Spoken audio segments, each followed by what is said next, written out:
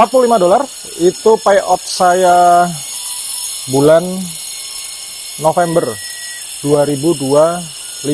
Jadi Oktobernya udah masuk threshold alhamdulillah. Terus kemudian akun saya ke reset,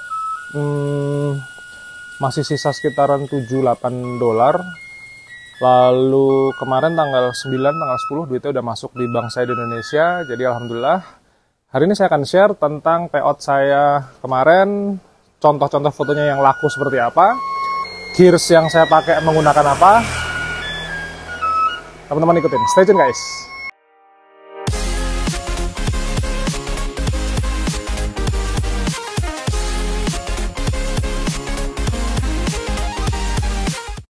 Selamat pagi dari kota Jogja teman-teman semua, nama saya Bima Aditya. Matur nuwun sudah datang ke channel YouTube saya. Dan kemarin banyak yang ninggalin komentar lewat, ada yang di Facebook, ada yang di Instagram, di YouTube. Saya minta maaf di Facebook agak lama karena udah bukan jadi anak Facebook lagi sih. Saya masuk ke Facebook tuh kemarin saya kejual mesin kopi saya, jadi kayak masuk ke Facebook Marketplace gitu ya. Cuman overall adalah alhamdulillah kita udah payout $45.10, atau kalau misalnya saya rupiahin kemarin 730.000 berapa, kepotong fee-nya PayPal karena di bawah 1,6 juta kalau nggak salah ya, itu kita kena $16.000, jadi saya dapat uang 712.000. Alhamdulillah. Kemarin sebagian udah saya belikan saham, jadi saya rutin membeli saham dari uang-uang royalti saya, dari AdSense, dari penghasilan Shopee, apapun yang ada di YouTube ini. Sisanya untuk istri, untuk anak-anak, untuk tabungan mereka ke depan. Dan seneng banget ya rasanya bisa payout dari foto-foto sederhana yang kita nggak pernah bisa expect ya. Kayak kemarin saya motret galungan kuningan di Bali, saya pakai Canon EOS M10. Sekarang kameranya udah almarhum. Terus kemudian banyak yang pakai smartphone. Saya kemarin pakai iPhone X. Lalu sekarang saya pakai iPhone 13 yang biasa. Jadi intinya sih kita mau motret pakai apapun bisa. Nah, saya akan bagiin beberapa tips buat teman-teman yang masih belum payout tentang bagaimana prosedur payoutnya, lalu foto-fotonya nih yang demand-nya tuh yang kayak apa sih yang laku di Shutterstock. Jadi kita bahas di video kali ini. Shutterstock itu kalau teman-teman kepengen secara lebih detail ya, ada risetnya sebenarnya. Ini tahun 2023. Ini diriset sama Risk Visual, itu perusahaannya Mas Daniel, dia yang punya Risk Visual di BSD. Dia authorize penjualannya Shutterstock di Indonesia untuk klien-klien yang gede-gede, Gojek, Tokopedia, Bank Mandiri, pokoknya big bank di Indonesia tuh pakai Mas Daniel itu untuk pembelian. Saya bisa share bahwa teman-teman bisa masuk ke Instagramnya Daniel, itu ada bookletnya sebenarnya.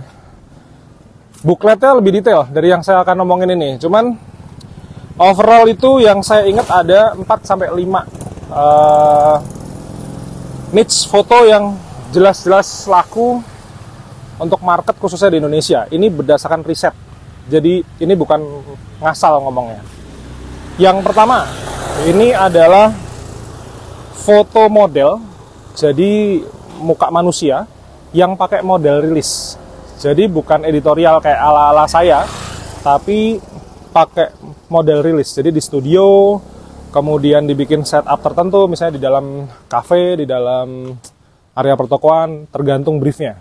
Itu yang nomor satu. Yang kedua adalah alat transportasi. Jadi alat transportasi ini baik moda transportasinya sampai ke bagian-bagian kecilnya. Jadi misalnya roda, pelek, persneleng, lampu sen, switch gitu, itu masuk seperti itu alat transportasi. Yang ketiga adalah nature atau foto alam. Ini demand-nya bagus Bahkan foto-foto saya yang cuman pakai iPhone X, iPhone bekas ya, itu di Gunung Prau, Gunung Mongkrang, Gunung Merbabu itu udah laku semua.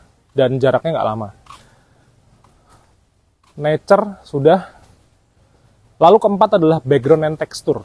Background and texture ini, nih misalnya aspal nih kayak begini nih, laku nih. Saya udah jualan foto kayak begini, ya aspal di mana-mana sama ya. Tapi ya tetap aja laku. Kemudian bambu. Jadi tekstur-tekstur bambu, tekstur daun, tekstur batu. Batu juga macam-macam, ada yang batu bata, ada yang batu kerikil, ada yang batu alam, batu palimanan, macam-macam. Teman-teman yang punya akses ke situ silahkan difoto, dijual. Lalu yang terakhir, lupa. Saya selalu lupa kalau udah ingat-ingat 5 gitu, biasanya cuma ingat 4. Tapi overall kayak begitu. Nah, teman-teman bisa download, bisa beli ya. Ini buku cetak, ini riset asli. Nah, lalu devices-nya apa? Devices-nya sekali lagi bebas. Teman-teman punyanya apa? Handphone, Android, iPhone, DSLR, mirrorless, pocket. Kuncinya, kan suka ada yang tanya, Mas, kalau handphone ini bisa nggak? Saya bukan pedagang handphone, jadi jangan tanya seperti itu. Tidak akan pernah saya jawab, tak jamin. Cara ngeceknya gini.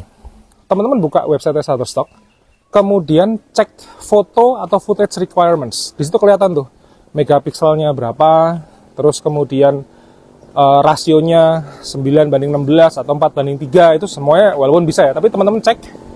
Habis itu dicek ke spek handphone atau spek kameranya. Kalau misalnya sudah, baru beli barangnya. Walaupun saya juga bisa bilang bahwa zaman sekarang nih yang namanya handphone, kamera apapun ya sudah memenuhi persyaratan semuanya lah. Kamera ya, kalau tergantung teman-teman, saya punya kamera, bisa beli Sony FX30 gitu, harganya berapa? 30-40an juta ya, beli aja nggak apa-apa. Tapi kalau misalnya teman-teman nggak punya, saya bisanya handphone aja lah Mas, biar dwifungsi. Dwifungsi, satu untuk bikin konten, satunya untuk telepon-teleponan ya boleh, pakai handphone boleh. Jadi beli handphone yang tidak hanya bisa untuk scroll-scroll dan browsing-browsing ya, tapi bisa digunakan untuk bekerja juga gitu. Lalu kalau mau enak ya, bikin footage pakai tripod kayak model punya saya ini, tripod namanya Takara MT08. Ini murah kok, harganya di bawah 100.000. Saya bawa kemana-mana, masuk kabin pesawat bebas. Di Indonesia bisa, di luar negeri bisa, saya udah bawa kemana-mana. Nah, yang berikutnya 3 tips buat teman-teman semua. Kalau bikin foto atau bikin footage, 1, kualitasnya yang bagus. Kualitas yang bagus tuh cahaya itu rata gini loh, kayak teman-teman ngeliat vlog saya gini kan, cahayanya rata. Ini kualitasnya bagus. Kualitas bagus yang kedua ditentukan dari komposisi. Jadi komposisi itu ada sepertiga bagian, rule of third misalnya, terus center line, kemudian pakai negative space, kemudian pakai apapun, itu saya udah upload di YouTube atau di kelas Phototube saya, itu semuanya ada. Yang teman-teman kepengen lebih detail ya, bisa baca ebook saya. Ada jualan foto dengan Shutterstock, fotografi, itu semuanya teman-teman bisa download, bisa baca komposisinya, semua ada, teknikalnya ada. Kalau nggak ada duit ya nonton YouTube saya aja. Lalu kualitas nomor 1, jangan pernah sembarangan bikin kualitas karya, karena kalau teman-teman bikin kualitas karya sembarangan ya jangan pernah berharap ada yang mau beli. Ini win-win solution aja. Teman-teman punya foto jelek, ngapain saya beli? Saya mending cari orang lain lagi. Yang kedua, description sama keywords. Ini nggak boleh sembarangan, karena kalau sembarangan ya nggak akan pernah bisa ditemukan. Yang ketiga, konsisten. Kemarin ada yang DM, tadi pagi barusan. Lagi nge-gym ada yang DM, Mas saya umur 40 tahun udah telat belum? Teman-teman mau umur 70 tahun mau mulai juga nggak ada kata terlambat. Cuma masalahnya adalah, kalau misalnya teman-teman sekarang udah bisnis nih, tiba-tiba bisnisnya misalnya buka toko kelontong atau bisa buka toko sembako. Terus toko sembakonya nggak laris, terus teman-teman buka bisnis lain, jualan foto gitu. Ya bisa aja, tapi belum tentu teman-teman bisa berhasil juga. Kalau bisnis itu fokus gitu. Biasanya diawali dengan side hustle atau sebuah penghasilan tambahan, nggak apa-apa, silahkan coba. Kuncinya kalau misalnya teman-teman baru coba-coba, submit 1 foto setiap hari, non-stop selama 3 bulan, ayo. 90 hari, mau dari Senin sampai Minggu, upload terus tanpa terkecuali. Mampu nggak? Peralatan saya kan tadi sederhana ya, bahkan teman-teman bisa lihat di YouTube description, itu semua peralatan-peralatan yang saya list di situ tuh peralatan yang saya pakai sendiri, ya ada yang mahal, misalnya paling mahal ini iPhone 13 saya nih. Cuman yang murah ya kayak Takara MT-08 tuh murah cuman 75.000, 90.000 tergantung penjualnya ya. Kalau teman-teman beli pakai itu ya saya matur nuwun karena saya Shopee affiliate, jadi saya dapat komisi lah, persentase kecil dari Shopee-nya. Habis itu udah selesai, konsisten doang. Teman-teman biasanya pada kalahnya tuh di konsistensinya. Nah, konsistensi itu emang momok di semua industri sih. Jadi mau ngapain aja kalau nggak konsisten ya mati, udah selesai gitu. Lalu sistem pembayaran. Nah, ini sistem pembayaran nih. Sistem pembayaran Shutterstock itu ada 3. Saya minta maaf ya, saya cuma bisa jawab 1. 1 PayPal, Payoneer, Skrill. Payoneer sama Skrill saya nggak ngerti. Saya pengguna loyal PayPal ini sudah sejak tahun 2010. Jadi sudah sejak 15 tahun yang lalu saya udah pakai PayPal. Saya pakai PayPal ya banyak orang yang bilang rate-nya jelek segala macam.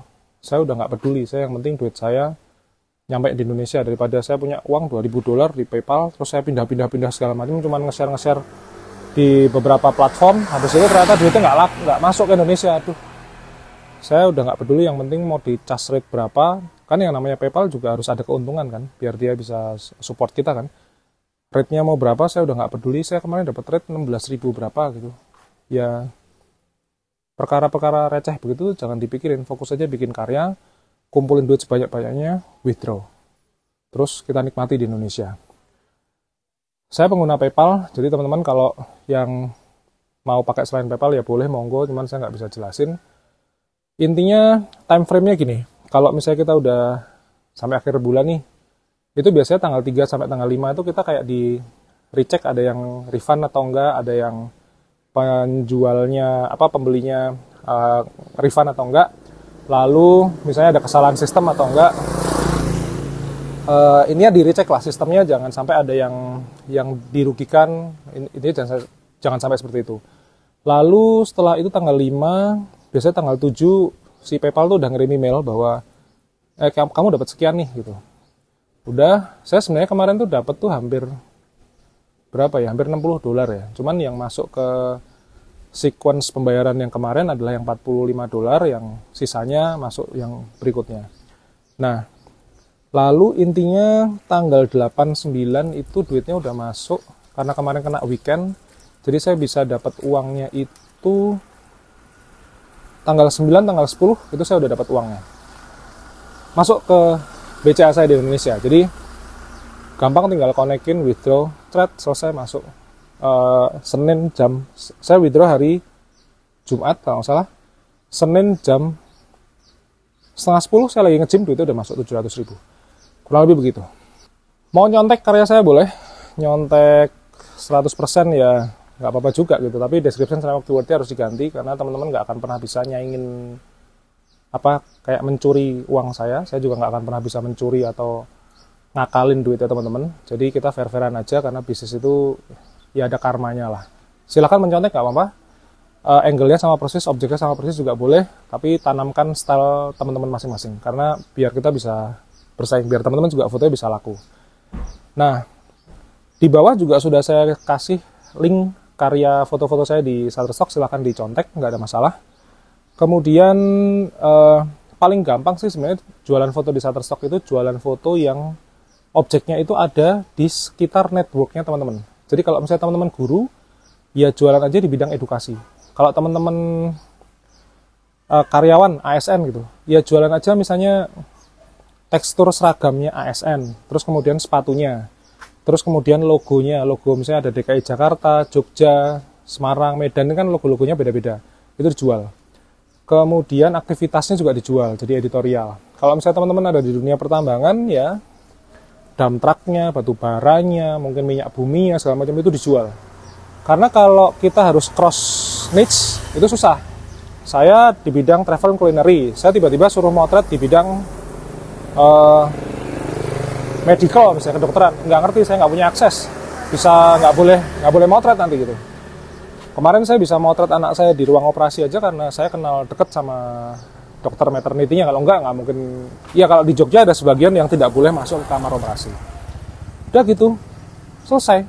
Dapat duit $45 dari foto-foto receh yang misalnya foto food court, foto orang habis ibadah Galungan Kuningan.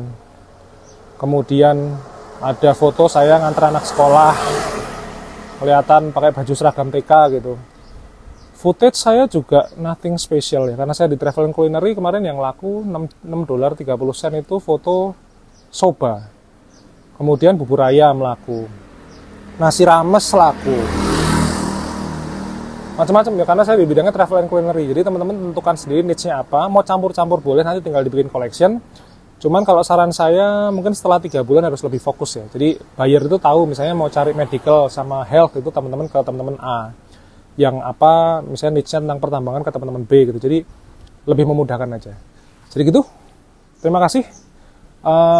Teman-teman bisa cari informasi tentang tutorial yang berbayar di link di bawah. Silahkan kita belajar bareng-bareng dan intinya konsisten ya. Kalau yang nggak konsisten ya di bisnis apapun sih, kalau nggak konsisten ya udah jelas mati pasti. Matur nuwun, matur suksma. Sampai ketemu di vlog berikutnya. Semoga video tentang payout $45 ini menginspirasi teman-teman semua. Sampai ketemu.